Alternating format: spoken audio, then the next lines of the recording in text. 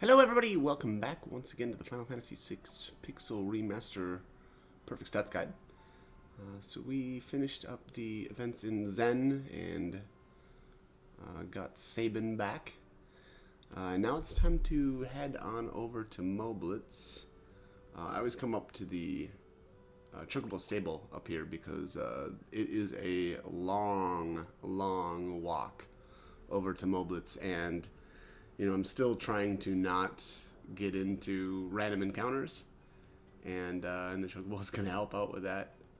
So yeah, a lot less stopping and saving, and and reloading the game. So yeah. Anyways, the only thing that I kind of noticed, it's kind of annoyed me very slightly, and it's just such a silly thing where when I'm farming the Velt now, there's really nothing that I can do to avoid being that I kind of want a full Gao rage list. There's nothing I can do about the encounters from the first half of the game, right? We just have to cycle through all of those packs, but the stuff almost. There's very few monsters that are missable in the World of Ruin. Unfortunately, though, the enemies inside the grab that Phoenix down, by the way. But the enemies in the collapsing house are missable, and so now when I'm cycling the Velt, and I come across those enemies, it's just that I like to farm the Velt for some very specific monsters in the World of Ruin. The Galapdos enemy. I don't know, I'm probably not saying that right. It's an enemy from the Phoenix Cave, and there's like the Cactar I actually like to put on the Velt, and then I guess they're called the Tonberries in this version of the game. But anyways, and there's probably some other ones. Actually, yeah, there's some other ones as well, like the Undead Behemoth. But anyways, what I was saying is that it's just I wish that there was a way, and there really just isn't, unless you completely skip Sabin to basically completely avoid that or those enemies popping up on the Velt. And again, there's just no real way to do that.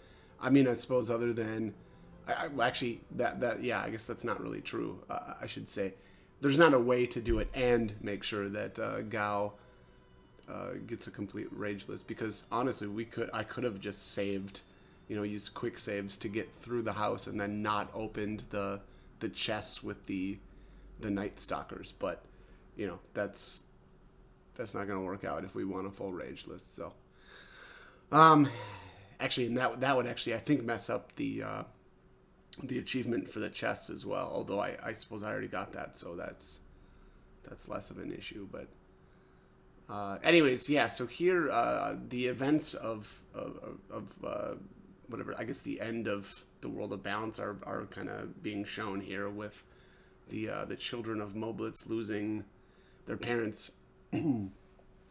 Looks like as the story goes, the parents died essentially to save their children, and that's all that's been left behind. And so Terra, of course, I mean, and what adult wouldn't, when she discovered them here, she kind of took over and has been taking care of them. So I think the one thing that I struggle with here with Terra is just that she keeps saying that she can't fight anymore. And I mean, I don't know, that to me it just seems more like, yeah, I don't it's not so much that she, I guess, and maybe it's just in terms of how I typically think about I don't know, like events like this where you're trying to protect something. It seems less likely that it's not really that she's unable to fight. It's more that she doesn't want to leave. Like, there's a difference between not being able to fight and not wanting to leave. Especially like people that need you. So I don't know. It just seems, but also it's like this. Even this doesn't really make sense here, where she goes to take on this Humbaba, and she gets completely destroyed. So it's like, well, what's the purpose of staying here if you can't defend them against this threat anyway? I don't know. I just feel like they did a really bad job on writing this specific area of the game. Again, like if you would have said that she just didn't want to leave, cool, yeah, that makes sense. But getting kind of worked over here and not, yeah, I mean she actually can't do anything to Humbaba. And again, we're scripted to lose this battle as well. But I don't know. It just seems really bad, which is kind of surprising, in a game that's got at least fairly decent writing. But now here, obviously, we jump in and we'll just take out Humbaba here. Weak against poison. I don't remember much else. I mean, there just really isn't much else that we can do to him. I guess I went with Runic. I don't know if that was that great, honestly. I mean, he responds a lot with Thundara, but I don't know. It also doesn't do that much damage. His actual ability that was a problem there was 1,000 needles. And here, honestly, all I really needed to do there was have my characters equipped with green berets. And it's not like I don't have enough of them, but that would have at least made it so that I didn't get one shot. So wish I would have done that, but I didn't. So yeah, I think I just stuck with Auric. Yeah, I mean, well, that is actually a lot of damage. Okay, so maybe Runic isn't the worst idea ever. Obviously, again, it's not going to be able to protect you from 1,000 needles, but still. Yeah, it'll at least reduce the damage here of Thundaga. Did I say Thundara earlier? It's definitely Thundaga. Tier 3. Enemies are busting out the tier 3 spells on us. Cheaters. Where'd you learn that? Got some Magiset that we don't? Let me just see here. Baba.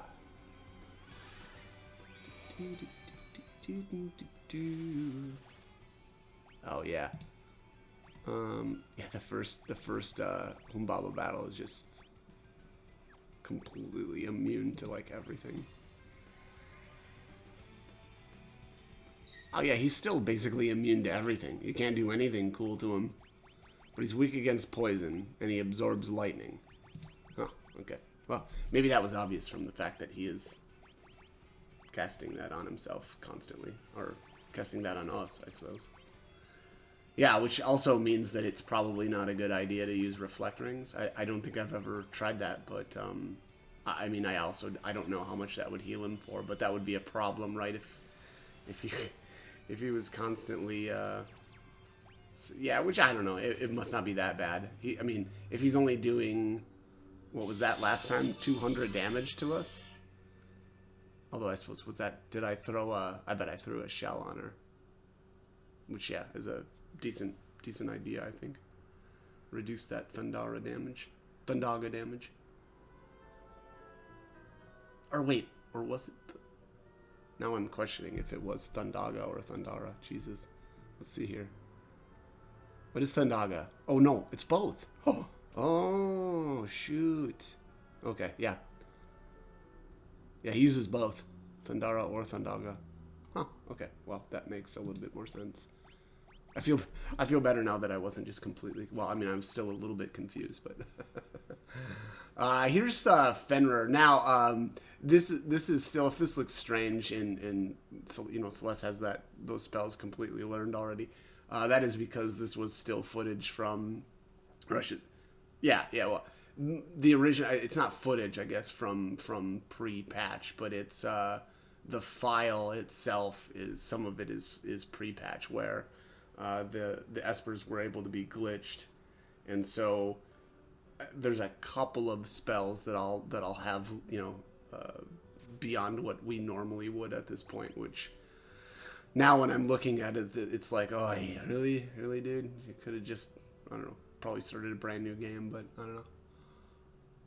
I think what I did there though also was remembered how how many times I I did like quick saves to get through Mount Colts. God, that place was just brutal sometimes. You know, to avoid the random encounters and yeah, so I think I was like, no, I don't really feel like doing that all over. So I just I've also been though trying to not use those spells. I think I messed up on one of the battles a lot earlier on. I'm trying to think of which one that was.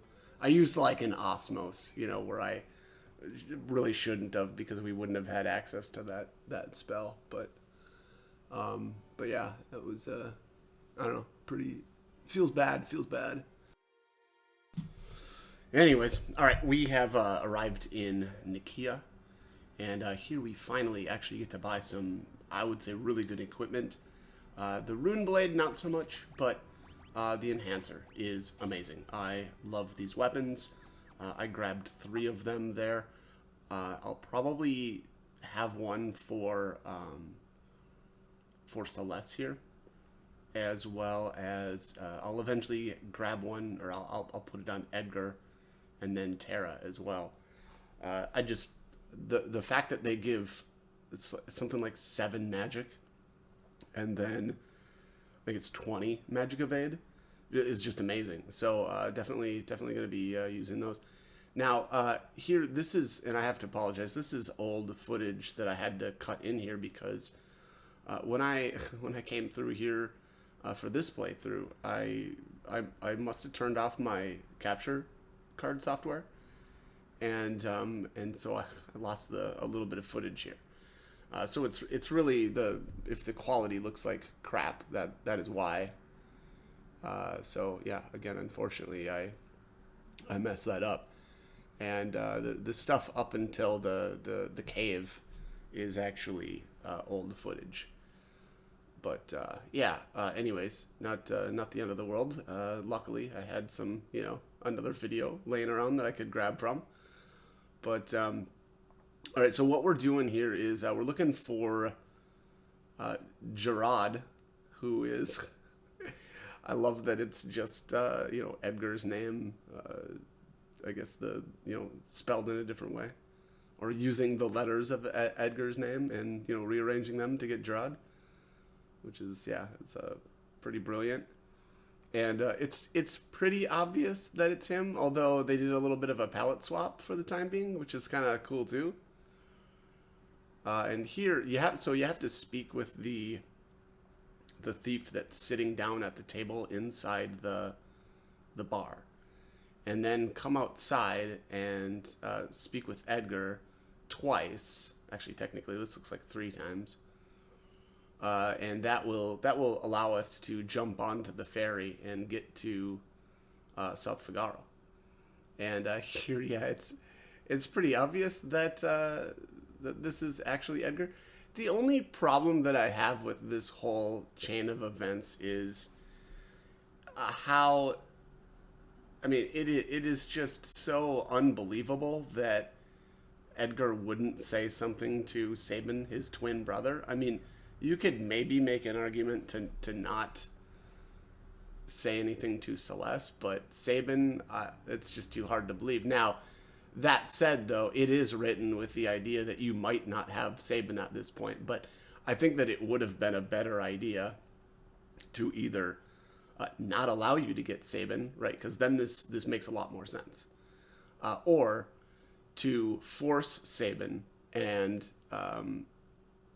then write it as though Sabin is with you. Like, all he would have had to do was, tip us off, like one little like confirmation that that the plot, or this is what he's doing is indeed what he's kind of doing here with pretending that he's somebody else to kind of work with the thieves. Again, whatever. At the end of the day, it's I guess it's fine, but it's just really, I think it could have been written a lot better. But anyways, all right. So we are we're finally raiding all of the treasures from the outside areas of South Figaro. They've upgraded, although boy, that Phoenix down, what was that? If that's the upgraded item, yikes. But yeah, definitely grab all of these now finally. And also, I think there's an NPC. It might be that lady down there that tells you Duncan is still alive, and and his wife. I think it's his wife confirms it. So nothing new here. And then the South Figaro shop here has a lot of the diamond stuff. So diamond shield, helmet, vest, and armor. I didn't bother grabbing any of that stuff. It's okay. It's not bad stuff, but I usually just prefer some of the other equipment. So I don't usually pick those up.